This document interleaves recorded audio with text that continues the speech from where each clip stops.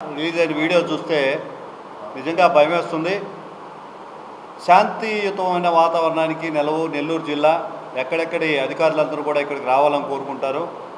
అందున ప్రజల పక్షపాతి గత 3 సంవత్సరాలుగా తిరుగులేని ఎమ్మెల్యేగా హ్యాట్రిక్ ఎమ్మెల్యే మా శ్రీధరన్ గురించి హత్య రాజకీయాన్ని పొలడం కొద్దిగా ఇబ్బందికరంగానే ఉంది. ఎవరి గురించి మాట్లాడుతున్నారు వీరు అనేది నాకు తెలియడం లేదు. 25 సంవత్సరాలు నేనే ఉంటానన్నాడు చెప్పాడు జగన్. అటువంటి వాడినే 14 నెలలకే వ్యతిరేకించి నీ పద్ధతి బాగలేదని బయటకు వచ్చాడు. వాడెవరో ఉన్మాది బండికి కట్టుకొని లాక్కెళ్తా అన్నాడు. వాడు కూడా కనుమరుగైపోయాడు.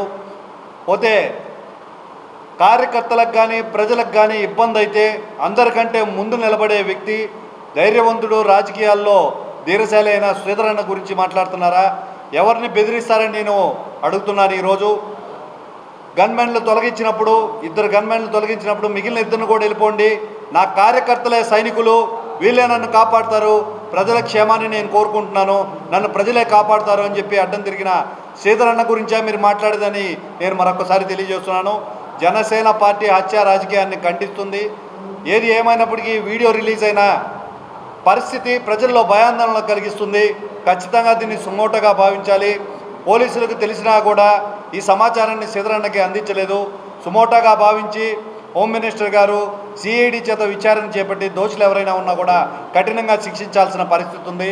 ఒక ఎమ్మెల్యేకే ఈ విధంగా బెదిరింపులు వీడియోలు రిలీజ్ చేస్తున్నారంటే ఈరోజు సామాన్య మానవుడి పరిస్థితి ఏంది అనేది భయాందోళనకు గురి కావాల్సిన విషయం.